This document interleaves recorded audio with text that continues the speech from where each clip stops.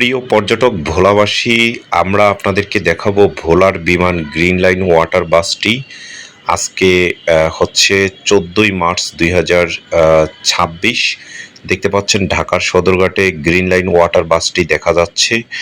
এই বাসটি আসলে এতটা দ্রুত গতির, এতটা সুন্দর ভিতরে, যেটি হচ্ছে বিমানের সাথে তুলনা করলে এটি চলে। আসলে গ্রিন লাইন যাত্রা করেছিল 2016 সালে বরিশালের লাইন দিয়ে।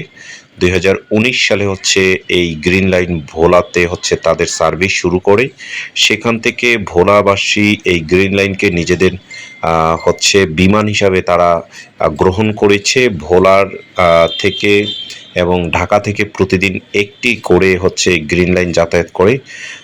আপনারা দেখতে পাচ্ছেন লালকুটির ঘাট, এটি হচ্ছে ঢাকার সদরঘাটের সর্বদক্ষিণের ঘাট, যেখান থেকে হচ্ছে চাঁদপুরের গাড়ি ওয়াটার বাস চলাচল করে, যে চাঁদপুরের লঞ্চগুলো।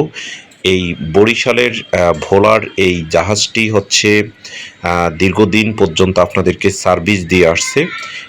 এই জাহাজটি ঢাকা থেকে ইলিশা থেকে ঢাকাতে এতটা দ্রুত গতিতে যাতায়াত করে যে হচ্ছে 4.5 ঘন্টায়, মাত্র 4.5 ঘন্টায় তারা হচ্ছে ঢাকা থেকে ভোলা পর্যন্ত মানুষদেরকে নিয়ে যায়।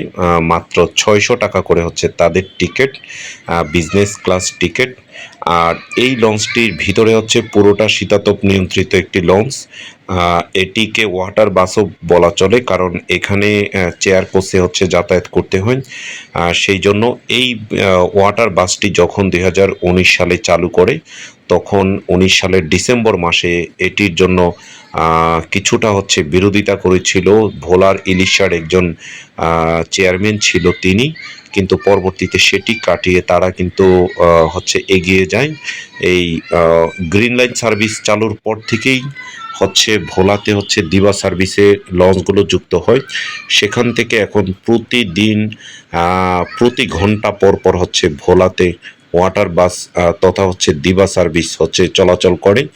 আর এই ওয়াটার বাসটি তথা গ্রিন লাইন লঞ্চটি হচ্ছে ভোলাবাসীর জন্য বিমান হিসাবে আখ্যায়িত হয়ে থাকবে, এবং ভোলাবাসীর যেভাবে হচ্ছে সেবা দিচ্ছে, তাদের কাছে ভোলাবাসী ঋণী। এবং দ্বীপ জেলা ভোলার মানুষ এই গ্রিন লাইন লঞ্চটির মাধ্যমে তারা এতটা দ্রুত গতিতে এবং বিশ্বস্ততার সাথে যাতায়াত করে। এই লঞ্চটি যাতে সবসময় চলে, ঈদ যাত্রা সহ বিভিন্ন সময় যাতে হচ্ছে এই গ্রিন লাইন ওয়াটার বাসটি ভোলাবাসীকে নিরাপদ হচ্ছে ভ্রমণ দিয়ে থাকতে পারে, এবং হচ্ছে এই লঞ্চটি যাতে নিয়মিত চলাচল করে। আপনারা সবাই আমাদের ভিডিওটি লাইক, শেয়ার, কমেন্টস করবেন, সাবস্ক্রাইব করবেন। সকলকে অসংখ্য ধন্যবাদ জানাচ্ছি।